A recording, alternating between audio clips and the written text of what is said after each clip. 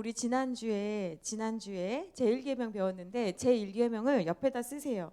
2계명 옆에다가 뭐라고 쓰시냐면 페이지 45쪽에 위에다가 제1계명은 예배의 대상에 대한 명령이었어요. 그러니까 하나님은 살아계신 하나님이시고 한 분이시다. 예배의 대상에 대한 거라면 오늘 2계명은 예배의 방법에 대한 명령이에요. 방법에 대한 명령. 네. 오늘 그래서 45쪽부터 해서 우리가 교회 다니면서 10계명도 몰라 차준희 교수님 책을 기반으로 해서 다른 책들도 참고하여서 2계명에 대한 강의 시작하도록 하겠습니다. 45페이지 이제 들어갑니다. 여호와의 형상인가 이방신의 형상인가. 제2계명에서 새긴 우상을 만들지 말라라고 말씀하신 것은 실제로 모양을 만든 거예요. 그래서 제2계명은 위에서 네 번째 줄칩니다. 우상 제조를 금지한다. 그러니까 우상을 만들지 말라라는 거예요. 그런데 이 우상 제조를 금지한 것이 하나님의 형상을 형상화하지 말라는 것인지 아니면 이방신의 형상을 금지하는 것인지에 대해서는 분명하게 2계명에 나와 있지 않다. 그런데 구약성경 학자들이 보니까 다른 이방신을 형상화하지 말아라 라는 것이 아니고 하나님을 믿는데 하나님의 형상화를 금하는 계명으로 대다수가 해석하고 있다라고 말씀하고 있어요. 자, 그러면 우리가 여기서 또 기억해야 되는 것은 46페이지 넘기겠습니다. 하나님께서 그러면 왜 하나님 믿을 때 어떤 보조장치 비슷한 게 있으면 좋잖아요. 근데 왜 하나님의 형상화를 금지하셨을까라는 궁금증이 생기는데 그 이유는 46쪽 위에서 세 번째 줄 동그라미 칩니다. 자기를 위해. 그러니까 우리가 우상 숭배를 하는 이유는 하나님 말고 하나님을 형상화하는 이유는 어떤 이유에서 그런가? 자기를 위해서 형상을 만든다는 거예요. 그래서 그 밑에 보면 시내산에서 하나님께서 드러내셨는데 현조는 임재하셨는데 하나님께서 어떻게 임재하셨는가? 모습을 보여주신 것이 아니고 소리로 하셨다. 소리 동그라미, 말씀 동그라미. 그러니까 하나님께서는 하나님이 내가 하나님이다 라고 하셨을 때 소리로, 분명한 소리로 말씀하셨다. 근데 어떤 분들은 이렇게 말씀하실 수 있죠. 하나님의 소리인지 어떻게 알아요? 헷갈릴 수 있잖아요. 불안할 수 있잖아요. 우리가 그분의 명령을 듣고 갈 때 불안할 수 있어요. 그죠? 그래서 이게 하나님 소리 맞나? 우리가 기도하다 보면 그럴 수 있잖아요. 그런데 제가 그런 말씀 드렸잖아요. 우리가 부모님이 부모님 된 게 호적 등본으로 내가 딱 안 게 아니라 아이도 갓난 아기도 냄새와 심장 박동과 여러 가지를 하면서 아, 우리 엄마다, 우리 아빠다 라는 것을 아는 것처럼 여러분이 하나님의 소리를 듣게 되면 아, 이 소리는 하나님께서 인도하시는 소리다라는 것을 조금 더 분명하게 알게 돼요. 그런데 라디오를 터널 밖에서 듣다 보면 명확하게 들리는데 터널 안으로 들어가면 소리가 지직 막 이러거든요. 그러니까 그런 거는 좀 있는 거예요. 하나님의 음성, 하나님의 말씀에 순종하지 않고 살다가 이제 한번 순종해 보려니까 지직 잡음이 막 들려요. 그래서 그것을 좀 훈련하고 잡고 하는 훈련이 좀 연습이 필요하죠. 그 지직거리는 소리를 주파수를 하나님께 맞추는 것은요. 하나님께서 하나님의 소리가 불분명해서 우리한테 지직거리는 것이 아니라 우리가 이 땅에서 살아갈 때 순종하지 않아가지고 하나님의 소리와 세상 소리의 이 차이를 구분하지 못하는 것이 있는 거예요. 그러니까 이렇게 지직거리면 주파수를 좀 맞춰야 되듯이 순종을 하다 보면 아, 분명히 이것이 하나님의 소리다라는 것을 알게 됩니다. 그러니까 뭐가 더 명확하냐면 하나님의 소리는 바뀌지가 않아요. 말씀은 바뀌지가 않아요. 그러니까 순종하다 보면 조금 더 명확하게 아주 더 분명하게 하나님 소리를 듣게 됩니다. 그래서 하나님께서는 소리로 말씀하신다. 그래서 거기 별표 칩니다. 따라서 여호와 신앙은 우리 기독교 신앙은 귀로 듣고 믿는 귀의 종교라는 거예요. 우리는 귀의 종교입니다, 여러분. 자꾸 뭘 봤다고 하시지 마시고 뭘 봐야 돼요? 귀의 종교다. 듣는 것으로 충분하다.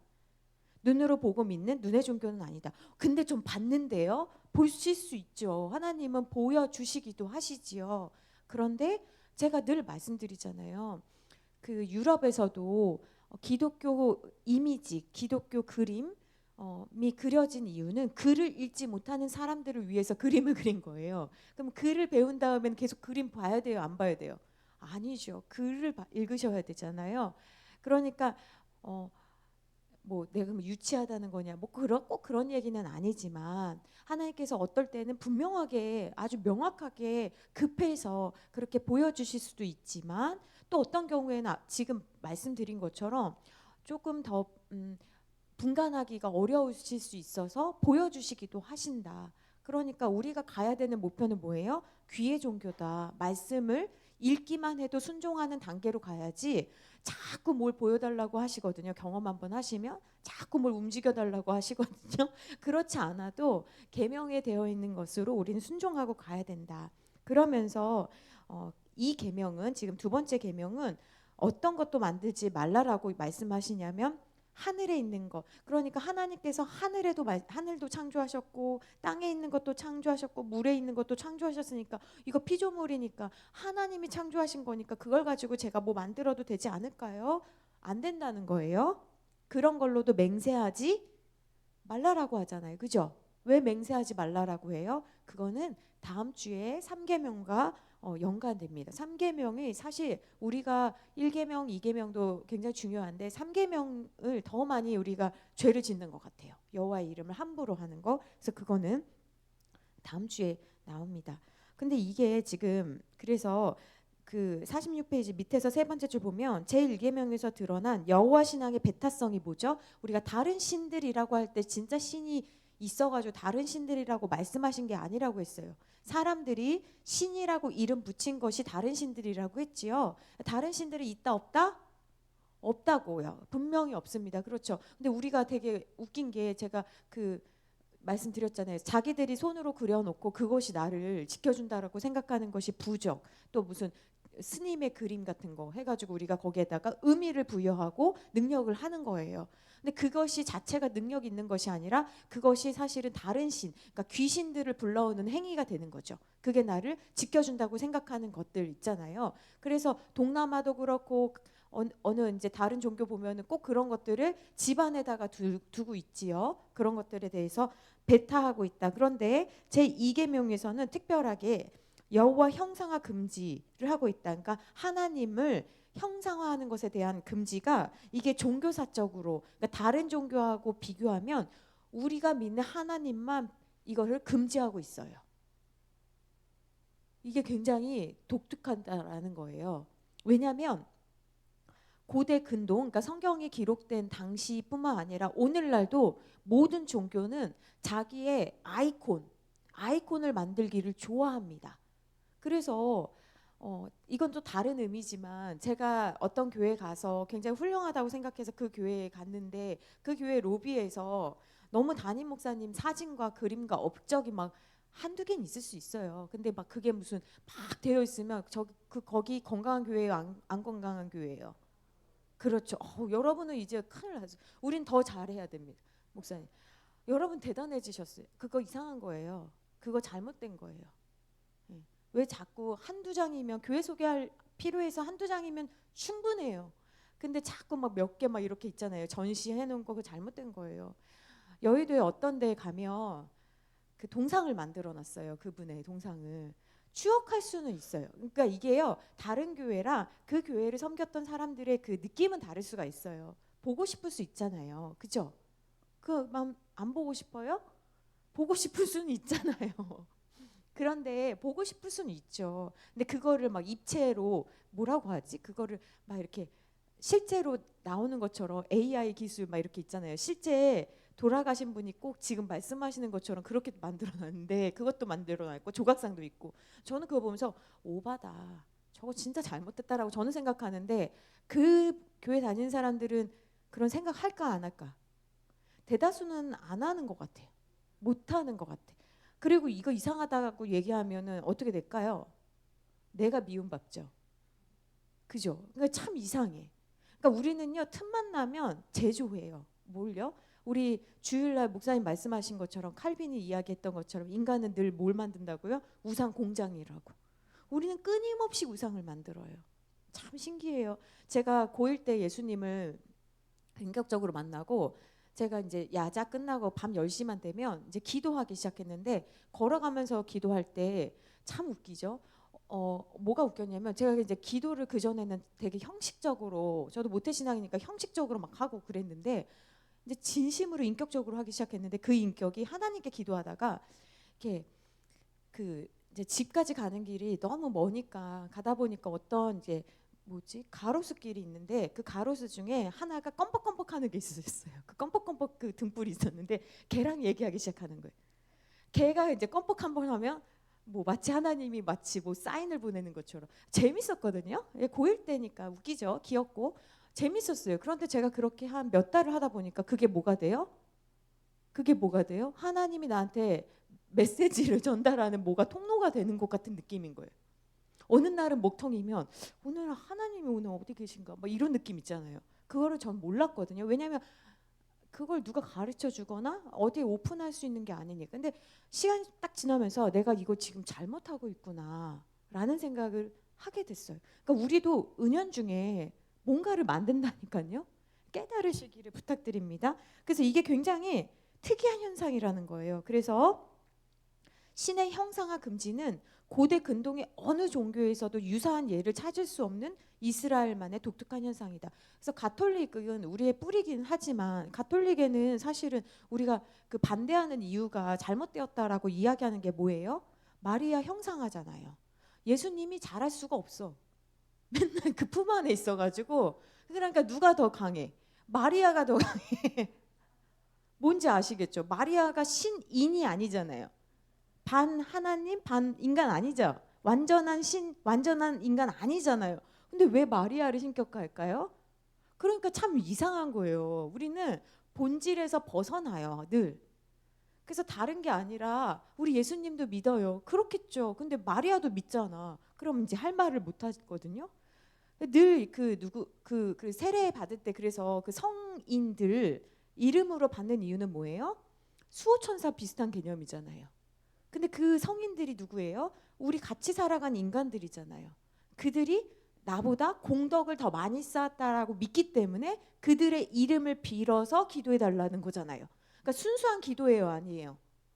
아니잖아요. 그래서 우리가 반대하는 거잖아요. 뭔지 아시겠죠? 교리가 왜 우리가 그 개신교가 될 수밖에 없었는지에 대한 이해를 아셔야 되는 거죠. 그리고 그 사이에 또 누가 있어요? 교황, 신부들 있잖아요. 우리는 언제든 하나님 앞에 다이렉트로 가죠. 근데 가톨릭은 그렇지가 않잖아요. 그러니까 그런 신부들, 사제들의 권위가 엄청납니다. 엄청나요. 40년 그 수녀하셨던 수녀님이 그 너무 힘들다고. 그 신부들의 말씀을 듣는 게 너무 힘들다고. 그 토를 달 수가 없어요. 그게 아무리 합리적이든 뭐든 우리는 토 많이 달잖아요, 그죠? 왜 이렇게 해요? 이렇게 하시면 안 되죠. 달라요. 우리가 믿는 종교가 얼마나 좋은 종교인지. 그래서 당시도 그렇고 지금도 그렇고 다른 종교들은 다 그림이나 형상들이 있지요. 그리고 그것들이 강한 영향력을 갖고 있다라고 생각을 합니다. 그래서 그 밑에다가 우리가 한번 볼게요. 형상화를 쓰세요. 형상화를 금지한 이유. 그러니까 이게 굉장히 특이하다고 그랬어요. 고대 근동 세계에서는 많은 신들의 형상을 만들고 있고 우리가 유럽이나 그런 데 가면 우리가 뭐 구경하는 거예요? 사실 그런 신들의 형상을 구경하러 가는 거죠. 아, 이런 문명이 이렇게 발전됐구나. 이런 걸 사실 보는 거죠. 다산의 여신상도 보고 피라미드의 벽화도 보고 돌 조각도 보고 그런 거 보면서 이집트의 문명을 보긴 하지만 신들의 모습을 보는 거거든요. 그래서 그런 영향이 사실 구약에도 나와 있어요. 라헬이 야곱이 야 우리 삼촌 피해서 빨리 도망가자 해가지고 막 나왔거든요. 근데 야곱은 그냥 나왔거든요. 물론 자기 가족들이랑 자기가 키운 가축들 데리고 나왔어요. 그런데 그때 나올 때 급한데 그때 라헬이 아버지의 뭘 가지고 나왔죠?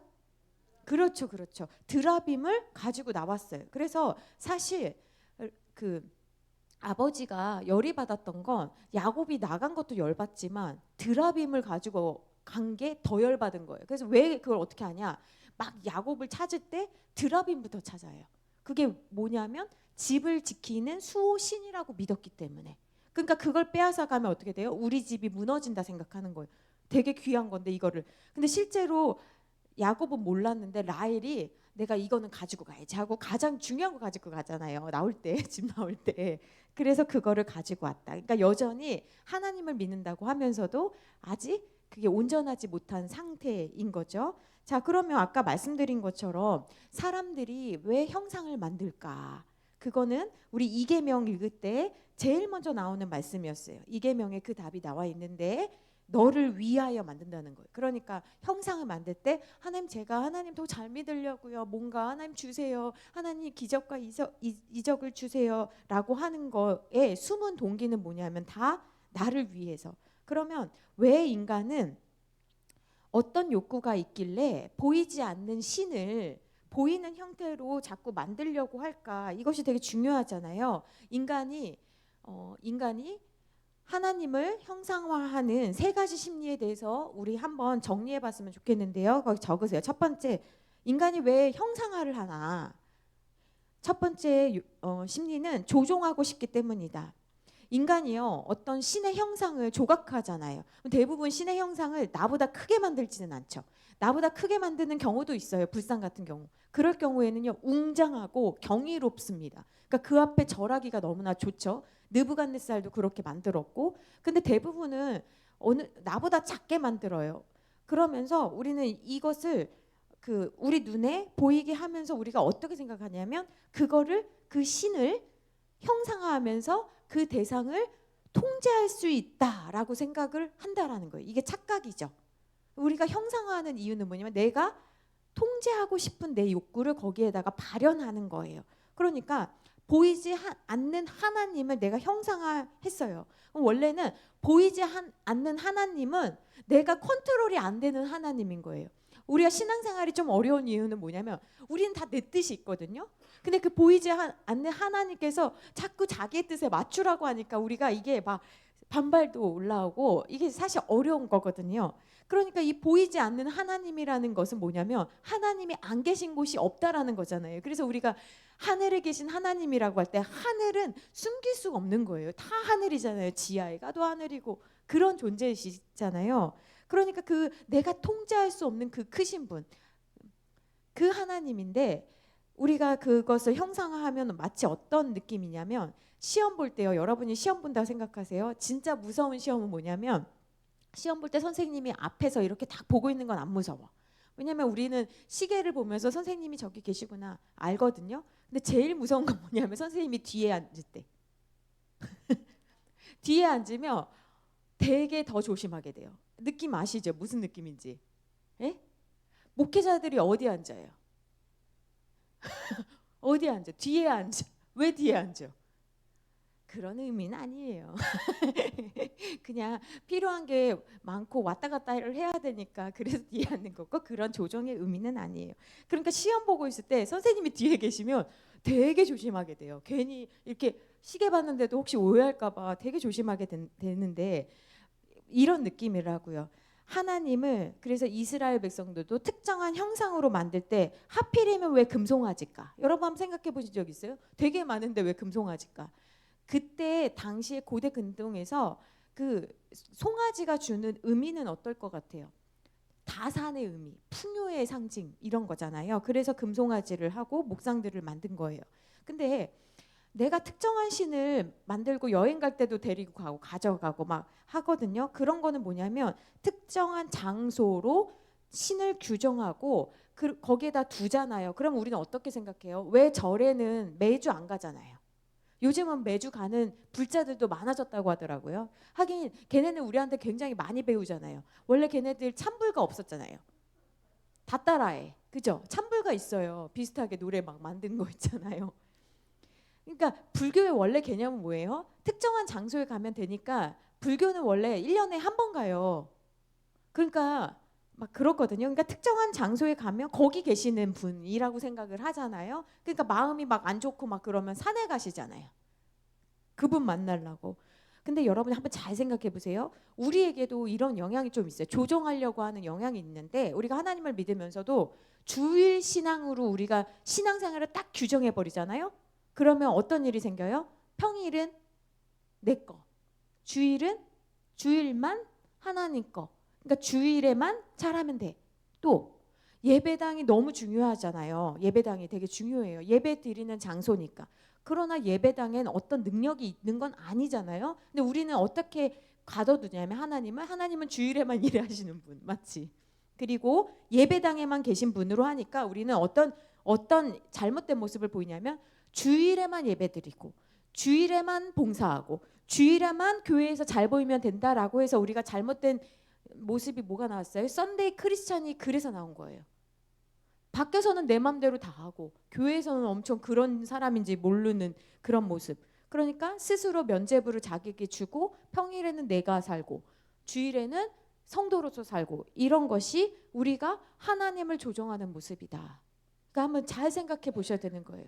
근데 하나님은 그래서 어떤 말씀을 주셨냐면 사도행전 7장 48절 49절 화면 보시고 같이 읽어보겠습니다. 시작. 그러나 지극히 높으신 이는 손으로 지은 곳에 계시지 아니하시나니 선지자가 말한 바 주께서 이르시되 하늘은 나의 보좌요 땅은 나의 발등상이니 너희가 나를 위하여 무슨 집을 지으며 나의 안식할 처소가 어디냐. 하나님 여기만 계세요가 아니라는 거예요. 다 내 것인데 예? 그 말인 거예요. 그러니까 하나님은 어디나 계시고 모든 날의 주인이신 분이 하나님이시다. 인간이 하나님을 형상화하려는 욕망 두 번째는 뭐냐면 인간들은 왜 형상화를 하나 다른 종교들은 왜 형상화를 하나 불안하기 때문인 거예요. 여러분 잘 아시다시피 모세가 시내산에 올라갔단 말이에요. 올라가니까 하나님은 원래 보이지 않았고 모세도 보이지 않아요. 지도자가 굉장히 중요한 역할은 이런 거예요. 보이는 역할. 지도자가 보이지 않자 이스라엘 백성들이 즉각 2인자 아론을 막 들들들 볶아가지고 뭘 만들게 합니까? 우리를 인도한 신의 모습을 내놔라 하니까 아론은 하나님을 대면한 적이 없거든요. 그러니까 얘는 어떻게 해야 되나 죽일 것 같은 거예요. 그래서 살해 위협을 느끼고 이제 아론이 막 금붙이들을 다 모아가지고 뭘 만듭니까? 금송아지를 만들어요. 그랬더니 이 사람들이 봤던 대로 보았던 대로 다시 예전으로 돌아가가지고 막 춤추고 자해하고 막 난리를 친. 그러니까 불안하단 말이에요. 그러니까 우리는 불안하니까 그 불안을 해결하기 위해서 뭘 만든다고요? 신의 형상을 만들려는 욕구가 있는 거예요. 그래서 다른 종교들은 다 형상을 만드는 거예요. 다시 한번 말씀드려 볼게요. 형상을 만들면요. 즉각적으로 우리는 현존감, 즉각적으로 가시적이기 때문에 아 그분이 나랑 함께하는 것 같은 거예요. 맞잖아요. 아이콘을 내가 가지고 있어. 어디에 좋은 곳에도. 그럼 그분이 나랑 같이 있는 것 같으니까 그분한테 잘 다녀오겠습니다. 회사 갔다 와서 잘 다녀왔습니다. 오늘도 저를 지켜주셔서 감사합니다. 이방신들 믿는 사람들 다 이거 하거든요. 아침에 제일 먼저 일어나면 거기다 물 뜨고 뭐 어쩌고 저쩌고 다 하거든요. 다 그렇게 해요. 그런데 하나님은 보이지가 않아.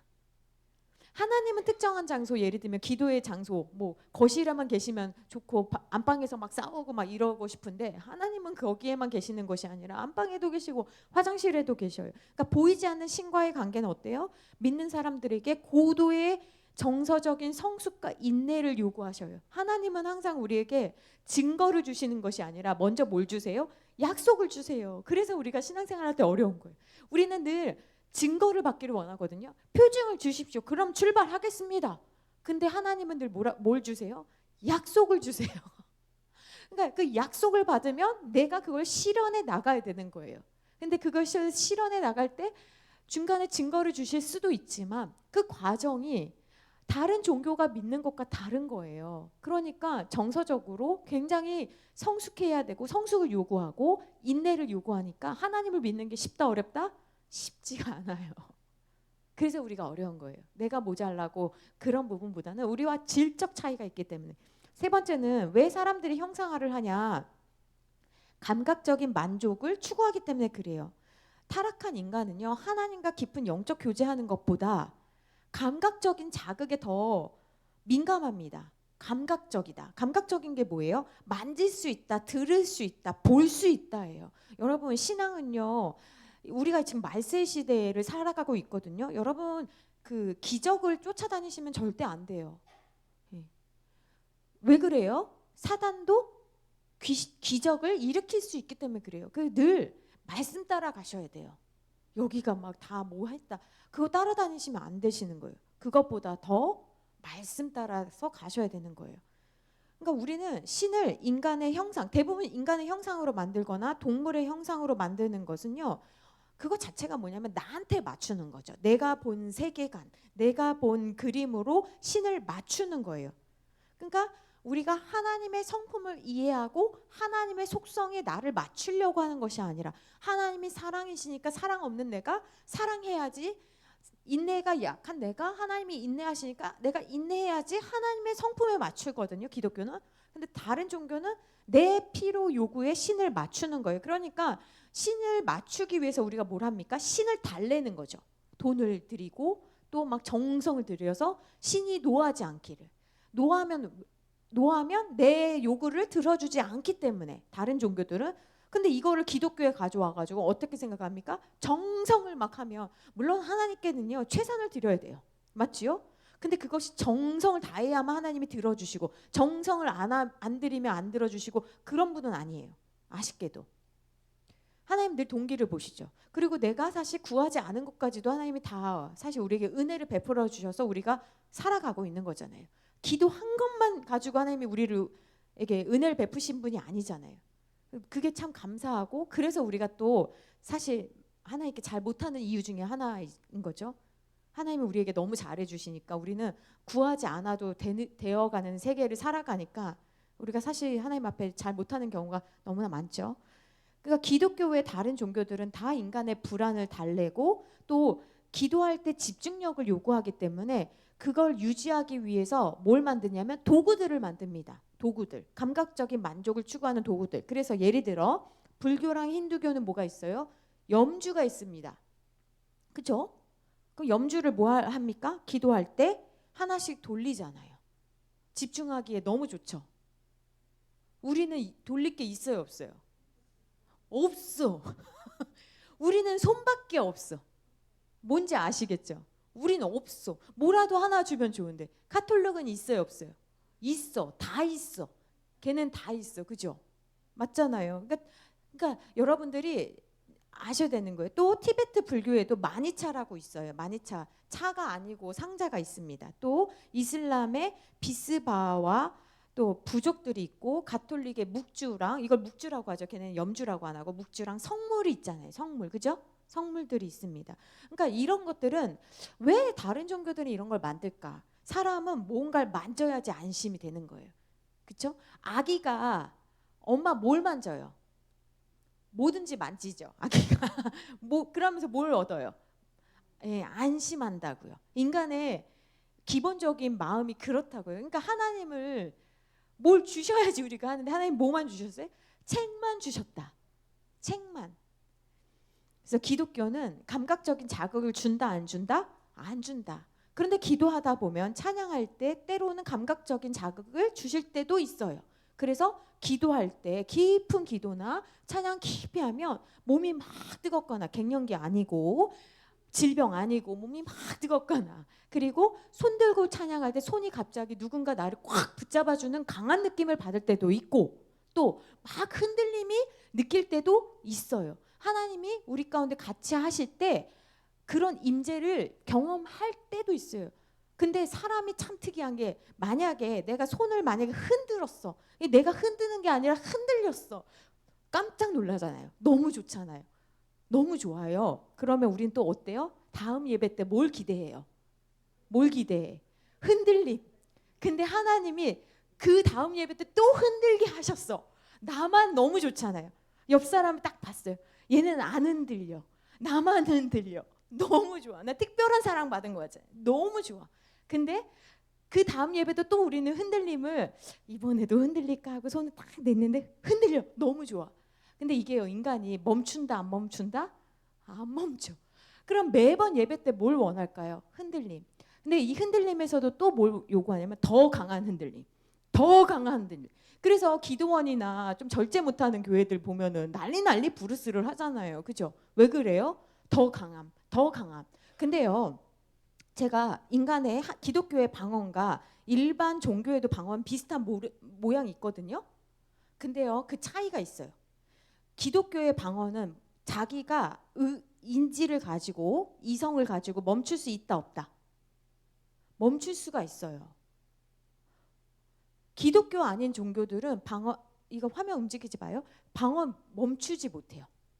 그거를 입신, 귀신이 탁 해가지고 사로잡히기 때문에 막 이렇게 하잖아요. 무당 때 내가 흉내내기도 싫은데 뭔지 아시죠? 막 오시면 막 말씀 다 하시잖아요. 기독교는요.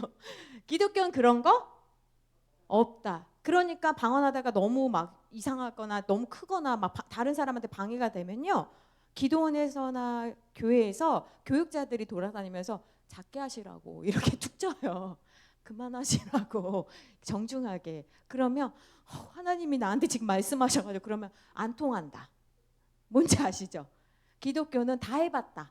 통한다. 절제하셔라. 그러면 절제해야 되는 거예요.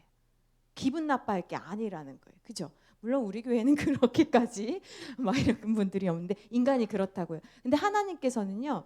그렇게 막 강한 임재를 여러 방편으로 보여주시고 경험하시기도 하시지만 어느 때가 되면 다음 날에 만약에 내가 전날에 막 내가 이런 게 있는지도 몰랐는데 보이고 막 느끼고 했는데 그 다음 날 마치 하나님이 갑자기 낯선 사람처럼 느껴질 때가 있어요. 그거는 내가 지금 내가 기도를 10시간 뭐 3시간을 안 해가지고 지금 이런 건가? 아니에요. 그건 하나님께서 하나님의 의도를 가지고 허락하실 때가 있고 허락하지 않으실 때가 있어요. 그러나 변함없이 나를 하나님은 사랑하세요. 근데 우리는 다음날 만약에 그런 경험을 못하게 하면 안 주시면 우리는 어때요? 삐진다. 마음이 확 돌아선다. 대부분 그렇습니다. 말은 못하지만 하나님 앞에 서운해. 내가 오늘 하나님 만나려고 30분 더 일찍 왔는데 그냥. 근데 그거를 훈련하시는 거예요. 나는 너에 의해서 조종되는 존재가 아니고 내가 너한테 허락할 때만 그런 일들이 있을 수 있다라는 거예요.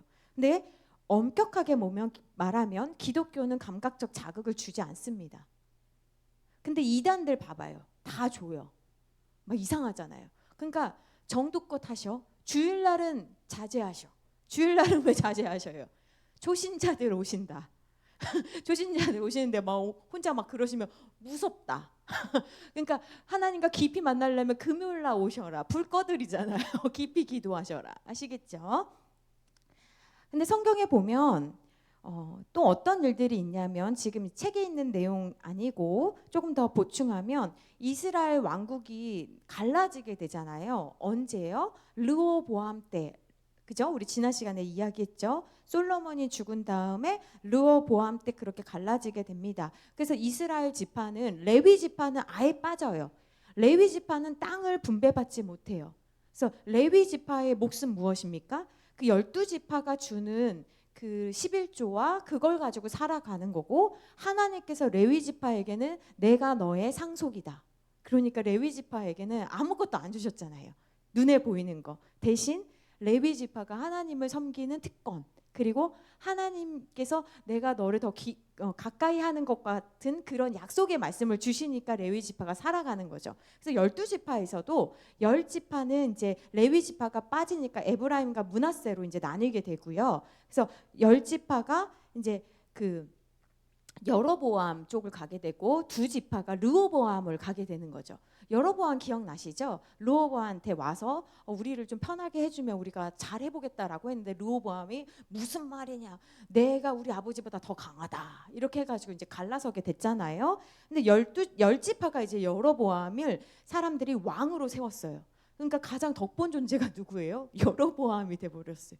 왕될 마음이 있었나 없었나 모르겠는데 아무튼 덕봤단 말이에요. 근데 문제가 생겼어요. 이렇게 딱 이제 10지파가 이제 여로보암 그래서 북이스라엘이라는 이름을 갖게 됐고 밑에 르호보암은 원래 12지파가 자기 건데 2지파만 갖게 됐네. 그래서 남유다가 된 거예요. 이제 이해가 되시죠? 10지파, 2지파. 그러니까 어디가 더 강해요?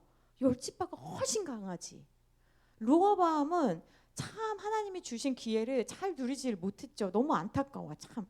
그런데 문제가 생겼어요. 문제는 뭐냐면 예루살렘은 어딨냐면 남쪽에 있어요. 이스라엘 사람들은 뭘 지켜요? 절기를 지켜요. 그러면 북쪽에 있는 사람들이 어디를 가야 돼요? 남쪽을 가야 돼. 여로보암은요 엄청 똑똑해요. 북쪽에 있는 사람들이 절기가 또 이스라엘이 많아. 그러니까 남쪽을 자꾸 방문을 하네. 방문하다 보면 어떻게 될까요?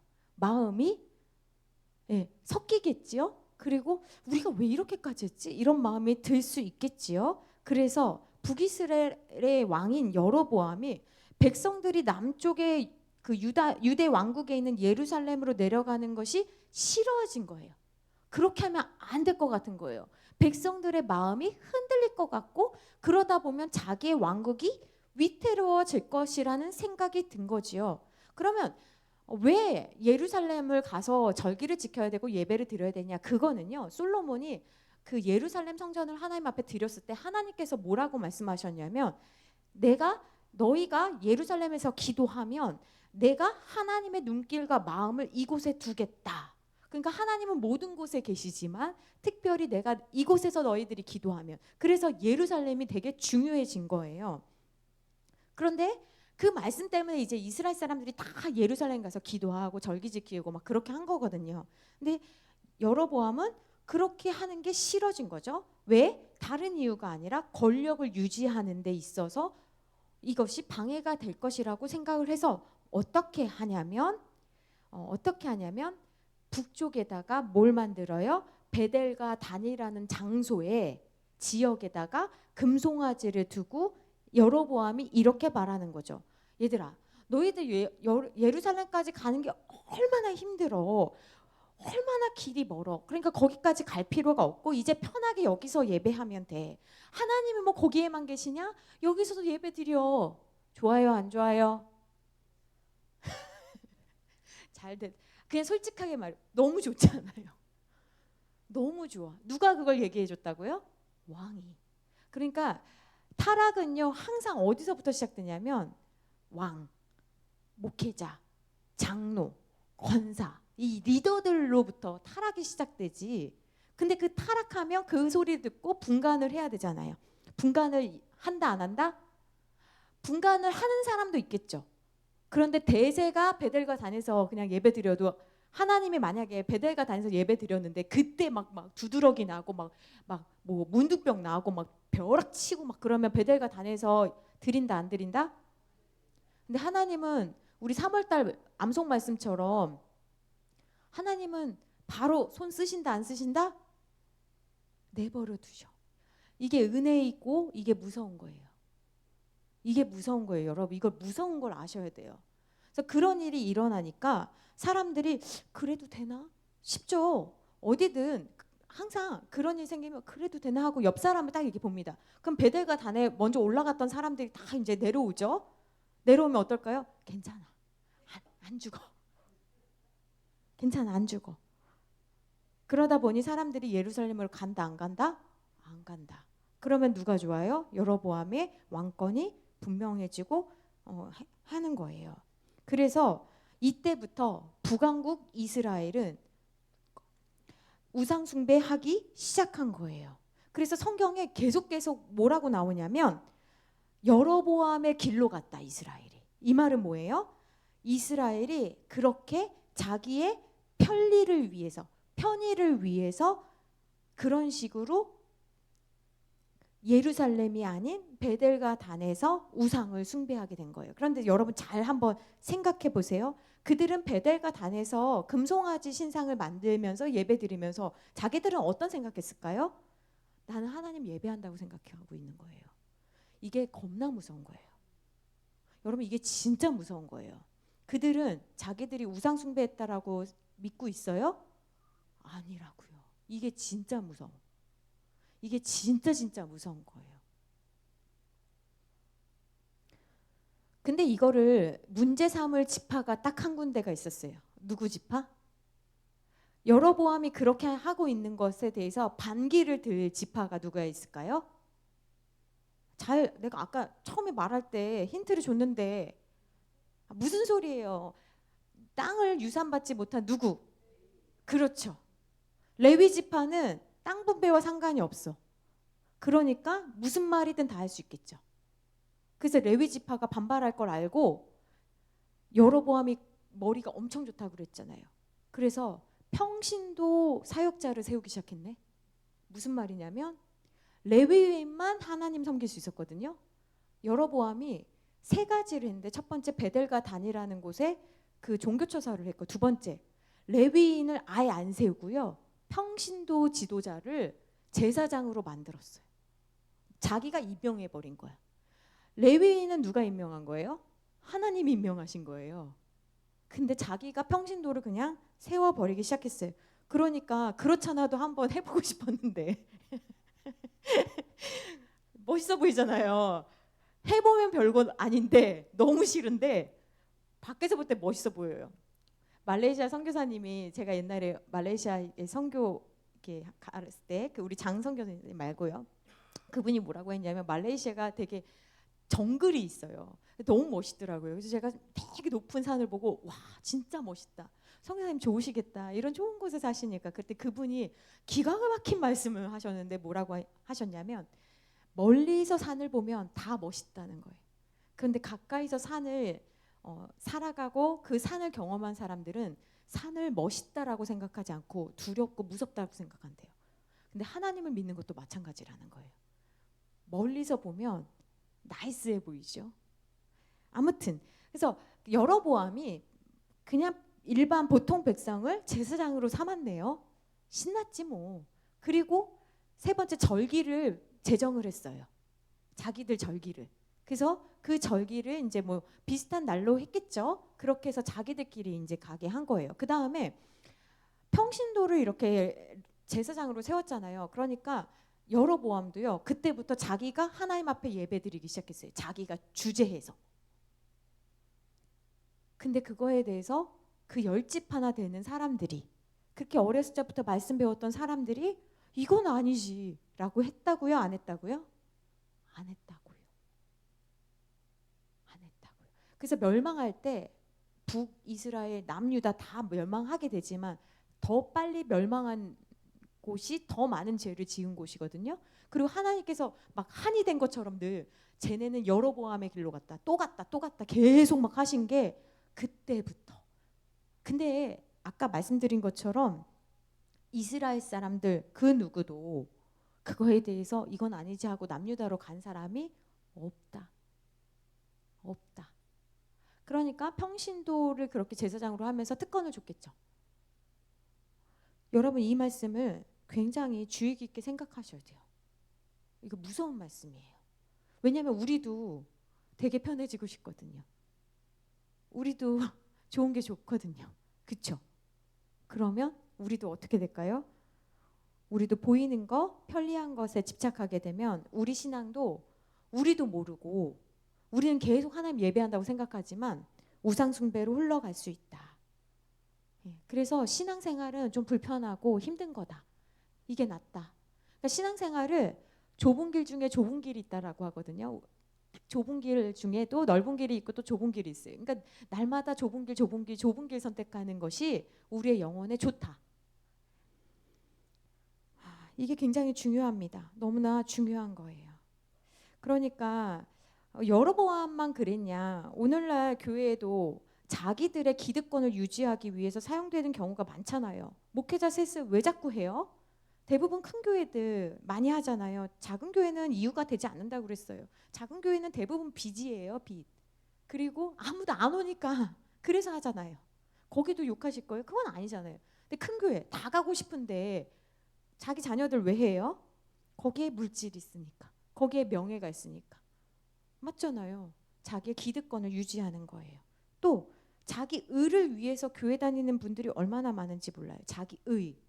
그래서 최근에도 어떤 목사님 이야기를 들었는데 어떤 권사님이 되게 비싼 뭘 사주셨대요. 그 원목 강대상인가? 뭘. 근데 그분이 돌아가셨는데도 원목 강대상을 못 바꾼대요. 그 왜 그러는 거죠? 여러분 하나님께 드리면 드린 걸로 땡 아시겠죠? 꼭 그 개념 하셔야 되고 우리 인간사에서도 선물 준다면 이 사람이 어떻게 하든 그 사람 마음 아닙니까? 그래서 대부분은 이렇게 너무 막 교회 이렇게 뭐 할 때 그 재정으로 주시면 좋을 것 같아요. 자꾸 뭐가 눈에 보이면 저거 없으면은 그래서 제가 그냥 없애버리세요. 제가 그랬거든요. 그랬더니 그 가족들이 너무 시험에 든다는 거예요. 아니 이게 왜 시험에 들죠? 여러분 이거 시험에 들 거예요? 아닐 거예요? 아니죠. 이게 왜 시험에 들죠? 이미 상 받았어요, 하나님 앞에. 근데 이거 왜 자꾸 그렇게 하는지 모르겠어요. 그러니까 내 거, 내가 한 거 없애야 됩니다. 또 그래서 우리가 여기서 하나님을 섬기는 방법에 대한 두 가지 중요한 교훈을 좀 얻을 수 있는데요. 그 교훈 첫 번째는 뭐냐면, 반드시 우리가 하나님을 섬길 때는, 거기 책이 없어요. 적으셔도 되고 뭐 들으셔도 되고, 우리가 하나님을 섬길 때는 반드시 하나님이 우리에게 가르쳐 주신 방법을 엄격하게 지켜야 돼요. 엄격하게 우리는 지켜야 됩니다. 이게 굉장히 중요해요. 하나님을 섬기겠다는 마음을 가지고 있더라도 우리는 그 방법을 우리 마음대로 하고 싶거든요. 편리와 편의에 따라서, 효율에 따라서. 예배를 편리와 편의에 따라서 막 바꾸면 돼요, 안 돼요? 안 돼요. 그래서 굉장히 중요해요. 예배 시간을 옮기거나 하나 더 만들거나 이런 것들이. 그런 예가 뭐예요? 하나님을 섬기는 방법에 가장 첫 번째로 하나님께서 가르쳐 주신 게, 출애굽기에 보면 성막 설계도가 굉장히 복잡해요. 휘장 같은 것도요, 그냥 아무거나 못해요. 색깔도 하나님께서 다 지정해 주세요. 크기도. 아니, 하나님께서 우리에게 그렇게 자유의지를 주셔놓고 왜 그렇게 막 하시는 거죠? 하나님을 섬기는 방법에 있어서는 내가 가르쳐준 방법대로 따라와야 해요. 어떤 분이, 제가 최근에 읽은 이야기 중에 너무 재밌었던 게, 어떤 분이 그 큰 교회인데, 그 큰 교회가 이제 주차가 항상 주차난이 문제잖아요. 그래서 옆에 있는 교회에 옆에 있는 집에 그 넓은 집이 있었나 봐요. 거기 주차장을 좀 빌려달라고 했는데, 그분도 이제 교회를 다니시는 분인가 봐요. 다른 교회 다니시는 분. 그래서 이분이 고민하다가, 그래, 그러면 교회에 빌려드리겠습니다. 그런데 조건이 딱 하나 있습니다. 52주 중에 한 달은 교회에서 사용할 수가 없습니다. 라는 조건을 달았대요. 그래서 교회가 알겠다 하고 한 달만 못 쓴다 하고 그렇게 했다라는 거예요. 그런데 한 달 동안 그 장소를 못 쓰니까 교회 주차도 문제가 막 심각해지겠죠. 그럼 우리는 또 어떻게 합니까? 그 빌려주기로 한 달 그 안 빌려준 그 집을 보죠. 그러면 이제 성도들이 보면서 이제 목사님한테 얘기하는 거예요. 아니, 왜 한 달도 안 빌려준대요? 예? 아니, 거기 지금 주차 공간 비어 있던데 왜 안 빌려준대요? 그런 이야기를 막 하잖아요. 그래서 목사님이 그 집을 찾아간 거예요.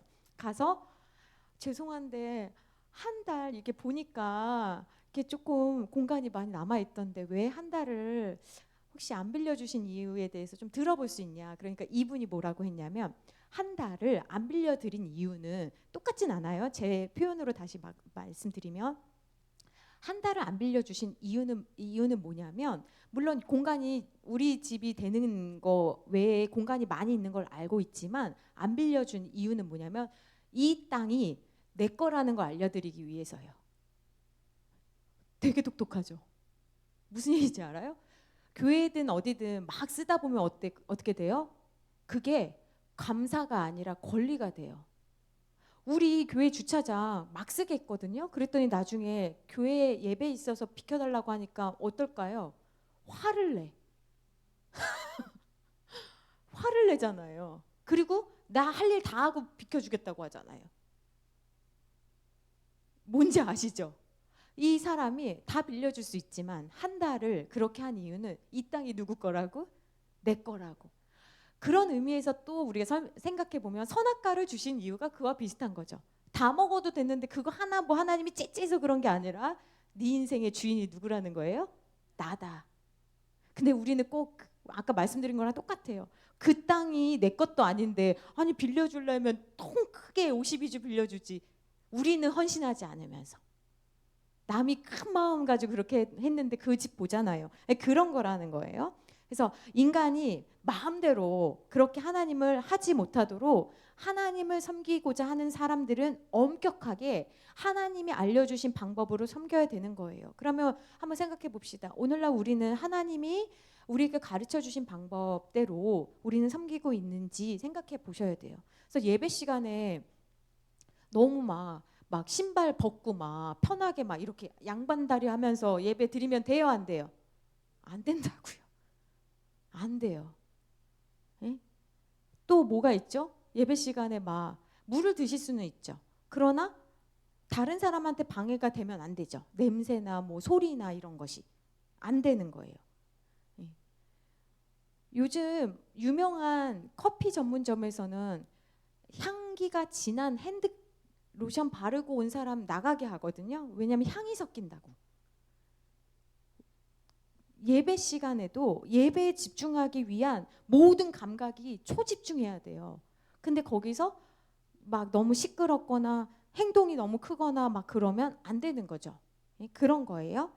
그러면 제가 또 같이 한번 나눠보고 싶은 이야기는 뭐냐면, 오늘날 우리가 찬양이라고 하는 그 찬양이 아닌 경우가 너무나 많아요.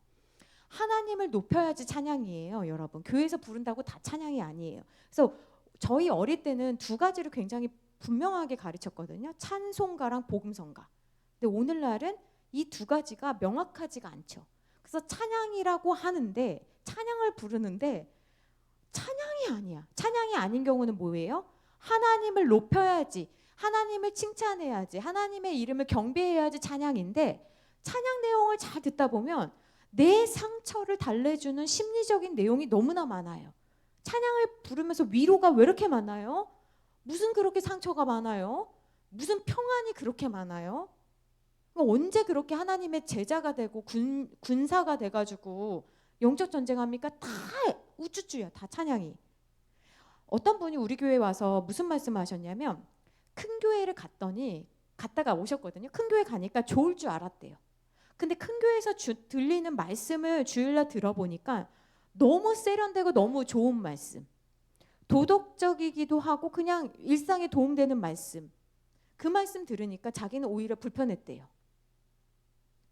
말씀을 콕콕 이렇게 가르쳐주는 것이 아니라 누구든 듣고 그냥 오늘 뭐 괜찮은 말씀이었네 하고 돌아갈 수 있는 말씀. 그래서 저는 그 말씀, 그분이 하시는 말씀 들으면서, 야, 이분 정확하게 짚으셨다. 복음을 복음으로 들어야 되거든요. 그런데 사람이 많다 보면 어떻게 돼요? 사람들이 싫어하는 말씀 피해서 가게 되죠. 어떤 분이 이번 주에 이야기하면서 그러더라고요. 그 초신자가 어떤 설교 본문에 있어서 듣기에 좀 거북한 설교를 하기가 너무 두렵다는 거예요. 걱정이 된다는 거예요. 그래서 제가 그랬어요. 한마디만 그냥 했죠. 선배님이어서 말씀 못 드리고, 뭐라고 했냐면, 성경이 말하는 바를 가르쳐야죠. 성경이 그렇게 하면 죽는다고 하면 초신자라도 죽는다고 가르치셔야 되는 거 아닌가요? 라고 그냥 말씀드렸어요. 너무 눈치를 봐요. 그러면 나도 죽고 너도 죽는 거예요. 나는 왜 죽어요? 심부름꾼의 역할을 제대로 안 했으니까. 엄마가 너 그거 똑바로 안 하면 너 집에 가서 너 저녁에 끽한데, 그 얘기 안 했어. 그러면 이 말씀을 전달받은 이 사람은 그렇게 죽는지 모르고 살았다가 황당하잖아요. 심부름꾼은 심부름꾼의 역할을 해야 되거든요. 그러니까 여러분, 요즘은 너무 화려한 조명, 세련된 영상, 여러분 한번 보세요. 막 영상들이 막 가장 좋은 영상들, 멋진 퍼포먼스, 이게 왜 중요해요, 여러분? 예배는 하나님께 드리는 건데 공연을 하고 있어요. 예? 예배 드리는 것에 대해서 불신자들이 들어오기가 맞지 않기 때문에, 예를 들면 그 성소의 뜰 앞마당이 있었던 건데, 요즘은 어떻게 돈을 받고 그렇게 콘서트처럼 하지요? 나는 이해가 안 가요. 여러분 잘 생각해 보셔야 돼요. 티켓이 3만 원, 5만 원이어도 빨리 끝나잖아요. 예배일까요? 말씀이 있다고 다 예배일까요? 근데 제가 그래서 여러분께 하나님께 올리는 손을 할 때도 성경에 보면 일어서서 하고 손을 흔들며도 하고 막 하는데, 여러분들에게 세속에서 손 흔드는 것과 교회에서 손 사용하는 것이 좀 구분이 되어야 된다라고 저는 생각을 해서, 이 몸이 이제 하나님께 드리는 악기거든요, 이게. 그래서 여러분들에게 세속적인 것과는 다른 형태여야 된다라고 말씀을 드리는 거예요. 성경에도 보면 남자들에게 거룩한 손을 들어해요. 그러면 이 거룩한 손과 일반 손은 같은 손이지만 사용 용도가 다른 거죠. 제가요, 예수님 믿기 전에 진짜 잘 놀던 사람이었거든요. 놀기를 정말 좋아했던 사람이에요. 근데 예수님 믿고는요, 이제는 어떻게 놀아야 되는지를 모르는 사람이 됐어요. 몸치에다가 이제는 노는 거를 안 해. 왜냐면 저는 되게 극단적인 사람이에요. 저는 예수님을 진짜 엄격하게 만났기 때문에 저는 이게 온오프밖에 없는 사람이에요. 딱 믿고 안 믿고 이것만 있는 사람이에요. 저는 그렇게 예수님을 만나서 마치 바울처럼 그렇게 너무 만나가지고, 근데 저는 예수님 믿기 전에 너무 놀기를 좋아했던 사람이기 때문에 예수님 만나고도 옛날에 놀던 가락이 있잖아요. 그러니까 회사 생활할 때 제가 술을 안 먹는데 얼마나 미움받았겠어요. 옛날에 술 문화가 엄청났는데 거기다 안주 먹는 것도 안주빨이란 말이 또 있잖아요. 그러니까 안주 먹는 것도 눈치가 보여. 콜라 하나 시켜달라는 것도 옛날엔 엄격했잖아요. 직장 문화가. 눈치가 보여. 그러니까 제가 이쁨 받을 수 있는 짓은 뭘까요? 노래방 가서 탬버린을 연락에 화려하게 흔들면 이쁨 받죠. 그거밖에 없었어요. 근데 어느 날 연락에 현란하게 핸드폰이래 탬버린을 흔드는데 제가 딱 그 노래방에서 무슨 생각이 들었냐면 이거 아니지. 이렇게 하고 또 교회 가서 그때 탬버린 많이 쳤거든요. 저 어렸을 적에 청년 때 탬버린을 칠 수 있을까? 야 이거 아니지 않냐? 이런 마음이 든 거예요. 누가 가르쳐준 마음이 아니라 제 안에 계신 하나님께서 저에게는. 그래서 제가 그때 뭘 결단했냐면 하나님 제가 이 손을 탬버린 치는데 사용하지 않고 찬양할 때만 쓸게요. 근데 제 현란함 손맛을 본 사람들이 저를 놔둘까요? 안 놔둘까요? 안 놔두지. 안 놔두지. 그때부터 저에게 무엇을 요구할까요? 노래방에 가면 탬버린 던져줄 거 아니에요. 근데 저는 하나님 앞에 결단했잖아요. 뭘 결단해요? 이 손을 하나님께만 쓰겠습니다. 그러니까 그 전에도 술 안 먹는다고 미움받았는데 이제는 탬버린도 안 치네. 너는 우리 회사 다니는 이유가 뭐야? 너는 회식에 오는 이유가 뭐야? 겁나게 욕을 먹겠죠. 이 손을 지키느라 엄청 힘들었어요. 그러면서 이 손이 굳어지네. 그래서 저는 오늘날 탬버린을 잘 못 칩니다. 춤도 못 춥니다. 춤을 끊었어요. 그래서 춤도 못 춰. 노는 것도 끊었어요. 그래서 놀 줄도 몰라. 오직 사역할 줄만 아는 사역기계가 된 거지요. 뭐야, 본인은 노는 거 좋아. 무슨 얘기인지 아시겠죠? 네. 무슨 얘기인지 아시겠죠? 이 손을 하나님께 드리면, 내 몸을 하나님께 드렸으면 어떻게 해야 될지, 여러분도 하나님께 드리는 것과 세상에 드릴 때, 세상에서 놀 때, 사용할 때 이것이 좀 달라져야 되지 않을까. 그래서 성경에 보면 무엇이 있어요? 한 입으로 어떻게 찬양하고 이 한 입으로 또 어떻게 다른 말을 할 수 있겠느냐라는 말씀이 있잖아요. 그러니까 오늘날 우리가 드리는 예배 가운데 사람들이 정말 착각하는 게 뭘 느끼는가, 내가 얼마나 힘든가가 주된 방향이니까 예배를 드리면서도 심리적 치료를 받는 것과 같은 잘못된 방향으로 간다는 거예요. 그거는 예배 드린다고 하지만 예배가 아니고 찬양이 아닐 수 있다라는 거예요. 찬양은 하나님께 집중하고 하나님 생각하고 하나님 높이는 것이 찬양입니다. 그러니까 예배는 불편해져야 되는 것입니다. 하나님은요, 어떤 방식으로든 하나님의 형상을 만들지 말라고 하셨어요. 왜냐하면 만드는 순간부터 우리는 그것이 우상숭배가 되기 때문에 그래요. 신명기 4장 12절 말씀. 그래서 하나님께서는 어떻게 하셨습니까? 같이 앞에 보고 말씀 한번 읽어볼까요? 시작. 여호와께서 불길 중에서 너희에게 말씀하시되 음성뿐이므로 너희가 그 형상은 보지 못하고 목소리만 들었느니라. 그러니까 경험이 아니라 말씀만으로도 여러분 우리가 족하다는 것을 여러분들이 믿으시고, 그리고 요한복음 20장 29절에서 부활하신 예수님께서 몸 자체로 오셨음에도 불구하고 도마가 자꾸 찔러보겠다고 하니까, 얘 도마도 대단한 사람이에요. 여러분 이 구멍 난데 찔러보고 싶은 사람 손 들어봐요. 보통 사람 아니에요. 나는 찔러볼 마음 1도 없어요. 그게 뭐 겁이 많아가지고 거기 어떻게 거기. 근데 예수님께서 뭐라고 하셨습니까? 보지 않고 믿는 자가 복되다라고 했어요. 그러니까 보이지 않는 하나님을 믿는, 보지 않고 믿는 신앙이 더 높은 수준입니다. 그런데 모세가 이런 그 신들이 많은 세계 가운데 살았잖아요. 그러니까 하나님께서 모세를 부르시고 모세에게 이제 네가 애굽으로 돌아가서 이스라엘 백성에게 너희들을 이끌어낼 하나님이 명령하셨다, 이것을 바로에게 말하라 라고 했을 때 모세가 뭐라고 했냐면, 모세의 세계관으로는 당시에 다 많은 사람들이 신들의 형상을 가지고 있으니까 뭐라고 했냐면, 저에게 명령하신 분이 누구신지에 대한 형상이나 이름이 필요합니다. 저한테 명령하신 분이 누구라고 말을 할까요? 라고 했더니 하나님께서 이렇게 말씀하셨어요. 출애굽기 3장 14절 크게 읽습니다. 시작.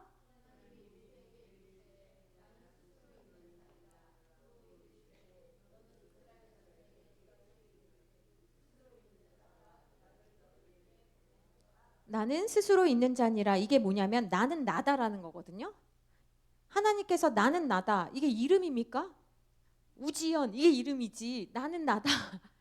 이게 무슨 이름이에요? 왜 하나님께서 이렇게 말씀을 하셨냐? 그러니까 형상도 안 주셨지만 이름도 나는 나다만 주신 거예요. 그럼 왜 그렇게까지 하셨냐? 첫 번째 이유는 정의되기를 거부하시는 무한함이 하나님에게 있기 때문에 그래요. 우리가 이름이라는 카테고리에 하나님을 넣어버리면 어떻게 됩니까? 우리는 그분을 그렇게만 이해하잖아요.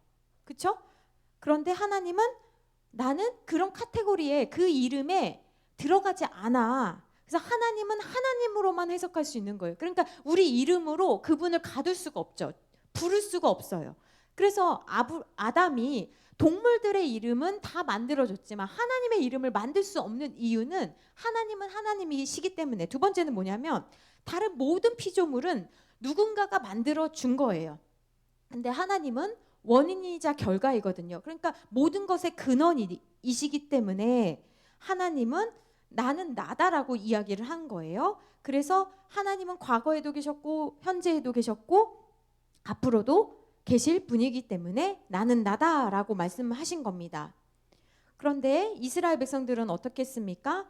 이스라엘 백성들은 하나님을 경배한 것이 아니라 하나님을 믿으면서도 이용하려고 했습니다. 이 대표적인 사건이 사무엘상 4장에 나오는데 이스라엘과 블레셋이 전쟁을 합니다. 옛날의 전쟁은 신들의 전쟁입니다. 오늘날도 마찬가지예요. 세계 간의 전쟁, 신들의 전쟁이에요. 근데 이스라엘이 블레셋과 전쟁을 하는데 지고 있어요.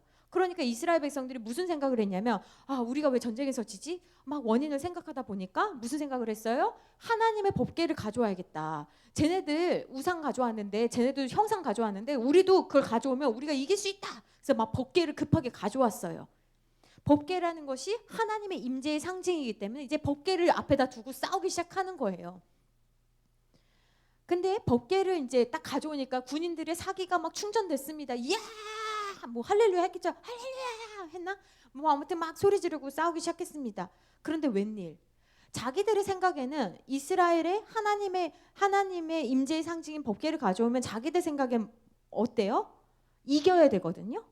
맞죠? 그런데 여러분이 아시다시피 그 전쟁에서 이겼어요, 졌어요? 졌어요. 그러니까 얘네들이 이스라엘 백성들이 충격에 휩싸이겠죠. 하나님을 모시고 하는데 내가 이게 마치 뭐냐면요. 무슨 말이냐면요. 이런 거예요. 예수님 믿는데 왜 실패하죠? 예수님 믿으면 아프면 안 되죠. 이런 거랑 똑같은 거예요. 하나님의 자녀인데 난 아프면 안 되는 거 아니에요? 나 실패하면 안 되는 거 아니에요? 내가 나쁜 일 당하면 안 되는 거 아니에요? 이스라엘 백성들도 그런 생각한 거예요.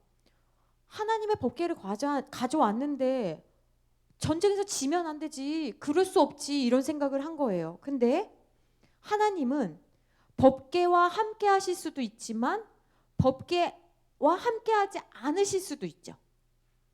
맞잖아요. 그죠? 왜? 그러니까 우리는 늘 법궤라는 거 나무 하나 만들어 놓고 거기에다 가둔다니까요. 근데 하나님은 그런다고 내가 그 법궤에 있는 줄 알아? 하나님 그 말씀하시는 거거든요.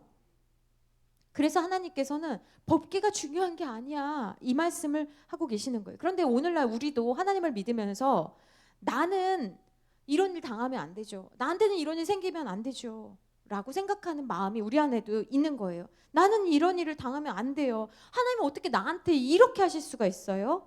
때때로 하나님은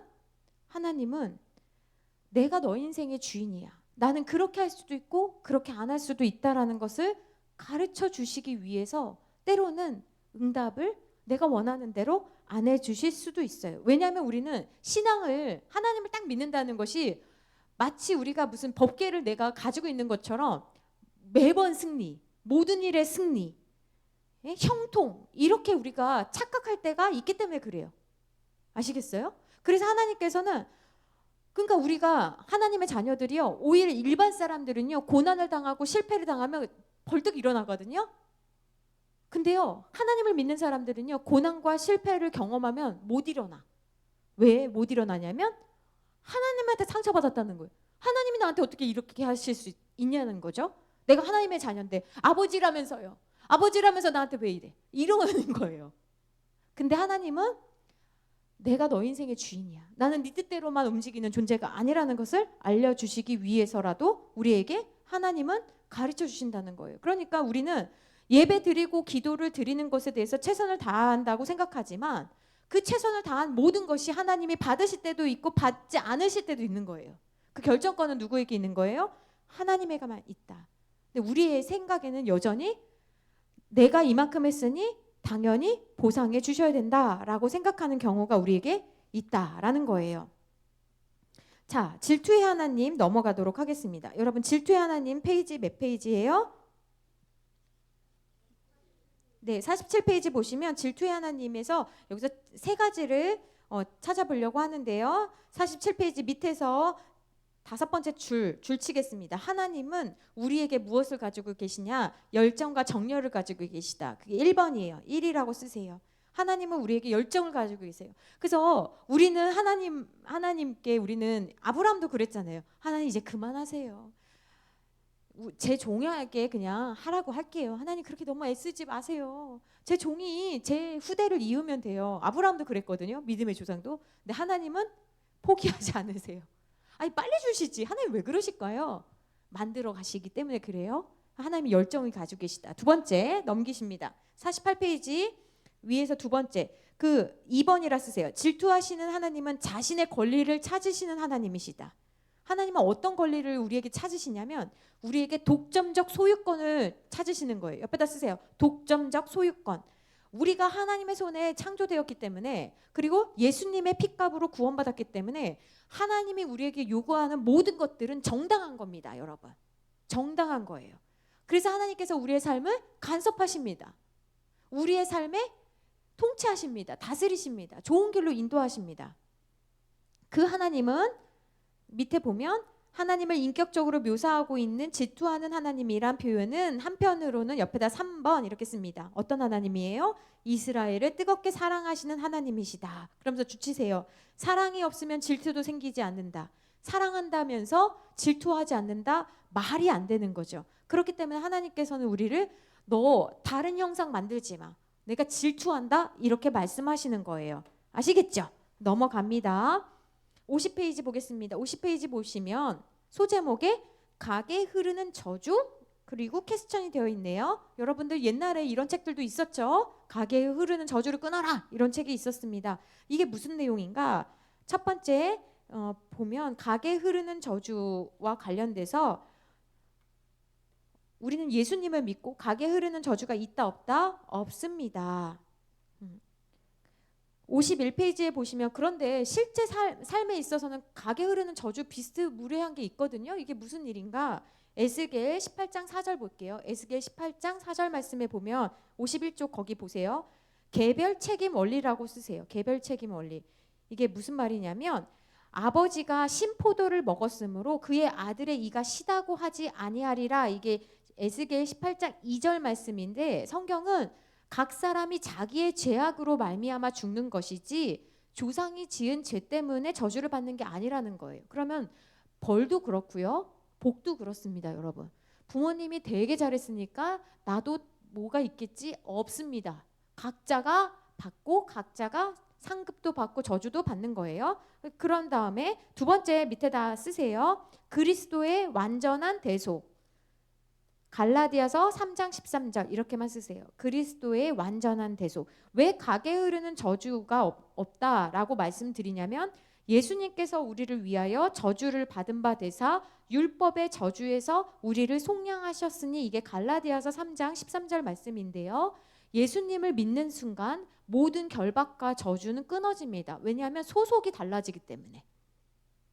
하나님의 것을 다른 귀신들이 마귀가 건들 수 있다 없다? 없다. 우리 지금 욥기 하면서 배우고 있는 거잖아요. 예, 그렇죠? 건들 수 없다. 그러니까 조상의 저주가 남아있다고 주장하는 것은 예수의 피가 무능하다고 모독하는 것과 같다라는 거예요. 자, 그런데 밑에다 또 쓰세요. 3번. 죄의 영향력과 저주는 다르다. 이게 무슨 말이냐면 조상의 죄가 답습되지는 않아요. 그런데 부정적 환경은 영향을 받아요. 그러니까 무슨 말이냐면 부모가 알코올 중독, 폭력 중독, 우울증 중독, 자살, 기타 등등의 여러 가지 안 좋은 습관이 있잖아요. 그러면 자녀에게도 그것이 하나의 세계관을 물려주게 된다. 그래서 조상의 저주가 마치 계속되는 것처럼 보인다라는 거예요. 조상의 죄가 신비롭게 넘어오는 것이 아니라 이런 역기능적인 양육 환경과 정서적 습관이 영향을 미치는 겁니다. 헷갈려서 그런 거예요. 예수님 믿으면 끊어지고 완전 새로운 인생을 삽니다. 근데 여기 말씀에 보면 출애굽기 지금 10계명 제2계명에 보면 너무 은혜가 있는데요. 여기 보면 51페이지 밑에 보면 죄를 지으면 3, 4대에 걸쳐서 갚겠다고 하니까 또 이게 3, 4대에 걸친다고? 이렇게 생각할 수 있잖아요. 근데 옛날에는 이스라엘이 살아간 그 당시에는요. 3, 4대가 같이 살았어요. 그러니까 자, 벌은 잠깐이고 은혜는 굉장히 길다라는 거예요. 벌은 잠깐이고 은혜는 길다라는 게 뭐냐면 너희들이 하나님의 말씀대로 하지 않으면 3, 4대가 멸망한다는 거예요. 그러니까 그 세대가 같이 밥 먹는 그 세대가 다 멸망하게 되지만 복은 어떻게 된다라는 거예요? 복은 어떻게 된다는 거예요? 1000대. 52페이지 볼게요. 와, 1000대래요. 1000대. 은혜가 길어요, 안 길어요? 길어요. 그 은혜가 계속 흘러가는 거예요. 하나님이 이렇게 후하세요. 하나님 앞에 우리가 그러니까 잘할 이유가 우리 후손에게 영적인 것을 물려줘야 되는 이유는 이것만 남아요. 1000대. 여러분 너무 좋지 않습니까? 벌은 항상 잠깐 받는 거고요. 은혜는 긴 거예요. 자, 이제 정리하려고 하는데요.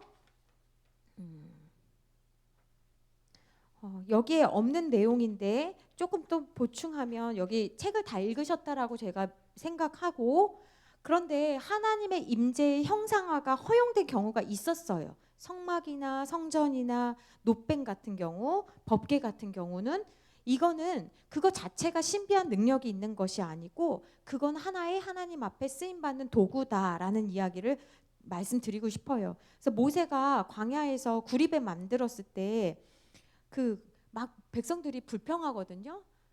불평하고 그랬을 때 민수기 21장 5절 말씀 여기 화면 한번 찾아주세요. 그때 하나님께서 불뱀을 보내셨어요. 그래가지고 막 물려 죽고 막 그래서 막 죽게 됐거든요. 근데 그때 하나님께서 불뱀을 보내시고 이것을 그 치유받는 방법으로 뭘 다시 만들어서 달라고 했죠? 뭘 달라고 했죠? 노뱀. 성경 많이 읽읍시다. 노뱀을 쳐다만 봐도 날 것이다 라고 했어요. 그러니까 노뱀 자체에 어떤 능력이 있는 게 아니잖아요. 노뱀을 쳐다보는 사람들에게 노뱀 자체가 무슨 치유의 능력이 있는 것이 아니라 하나님의 말씀에 순종했기 때문에 치유된 거예요. 그런데 고집스러운 사람들은 노뱀을 봤다 안 봤다? 안 봤다. 와, 진짜 무서워. 그러니까 고난이나 질병을 경험했다고 다 예수님에게 돌아오는 것은 아니다. 너무 무섭지 않아요? 우리는 고난 받았으니까 이제 예수님께 돌아올 거야. 아닌 경우도 있는 거예요. 근데 이스라엘 백성들은요. 그렇게 해서 났거든요. 근데 이걸요. 그 다음에 노뱀을 버렸을까요? 안 버렸을까요? 안 버렸어요. 그래서 이게 히스기야 때 히스기야가 하나님 앞에 칭찬받는데 종교개혁을 하거든요. 근데 이때 노뱀을 깨트립니다. 그래서 열왕기하 18장 4절 말씀에 보면 그 말씀 한번 이것만 읽고 끝낼게요. 한 번만 읽어요. 같이 앞에 보고 읽겠습니다. 시작. 그가 여러 산당들을 제거하며 주상을 깨트리며 아세라 목상을 찍으며 모세가 만들었던 노뱀을 이때까지 향하여 분향함으로 그것을 부수고 느수단이라 일컬었더라. 여러분 대단하죠. 이게요. 그때 만들고 히스기야 때까지 최소 약 600년을 섬겼대요. 약 600년. 이걸 다 때려 부시고 히스기야가 느수단이라고 말해라 라고 한 이 느수단이 무슨 뜻이냐면 야, 노 조각이야. 노 조각이란 뜻이라는 거예요. 그거 아무것도 아니야. 노뱀을 부수고 이건 그냥 노 조각에 불과한 거야 라고 이야기한 거예요. 그래서 여러분, 성물은 항상 하나님께로 향하는 도구가 돼야 되는데 우리는 그 도구를 활용을 잘 못해요. 어느 순간 이렇게 숭배하게 되잖아요. 그래서 하나님께서 우리에게 형상화를 금지하셨다. 하나만 딱 더 이야기를 하면, 그래서 우리가 하나님을 섬길 때 하나님이 알려주신 방법으로 섬기는데요. 우리가 예배 시간에 일어나는 시간들이 있거든요. 그렇죠? 그걸 좀 말씀드리고 싶어서요. 그 일어나게 된 처음이 어디냐면 느헤미야 8장 5절이에요. 느헤미야가 에스라 선지자를 통해서 이제 모든 백성 위에 서서 그들 목전에 책을 펴니, 느헤미야 8장 5절 말씀인데요. 그 책을 펼 때 모든 백성이 일어나게 되는데, 이 전통에 따라서 전 세계의 많은 교회들은 예배 때 3번 일어납니다. 첫 번째는 뭐냐면 예배를 시작할 때 일어나요. 그래서 우리가 일어나는 거예요. 그러니까 다리가 아파도 일어나셔야 돼요. 사실 뭐 이렇게 날 때부터 그런 분이 아니라면 일어나셔야 돼요. 그 다음에 언제 일어나냐면 교동문, 말씀 자체가 내려올 때, 교동문 할 때 일어나야 되는데 우리 교동문 안 하지요. 그래서 안 일어나는 거고, 또 세 번째가 언제냐면 신앙 고백할 때, 그래서 일어나는 거예요. 그런데 헌금 드릴 때도 일어나는 교회들이 많습니다. 그래서 우리 교회에서 신앙생활 하시지 않았던 우리 허전사님은 지금도 헌금 드릴 때 일어나서 헌금 드리세요. 두 손으로. 그러니까 그런 전통이 있다라는 것을 여러분들이 좀 이해하실 필요가 있습니다. 자, 제2계명은 하나님 형상화를 금지하는 계명이에요. 왜 그래요? 내가 나의 불안이나 나의 어떤 감각적인 자극이나 나의 필요를 위해서, 나의 소원을 아뢰기 위한 안전한 하나님을 만들지 말라라는 거예요. 그래서 우리는 늘 주일에 온다라는 것은 뭐냐면 주중에 오면 더 좋고, 늘 우리의 신앙의 형태를 이렇게 조정하고 조이는 작업이 예배를 통해서 일어나는 거예요. 나에게 하나님을 맞추는 것이 아니라 내가 하나님을 맞추는 것이 우리에게 필요하다. 하나님은 얼마든지 우리에게 계시해 줄 수 있지만 우리가 하나님을 온전히 알 수 없고, 하나님이 알려주시는 만큼만 우리가 아는 신앙은 그래서 신비의 영역이다라는 것을 여러분들이 기억하시면 좋겠습니다. 제가 기도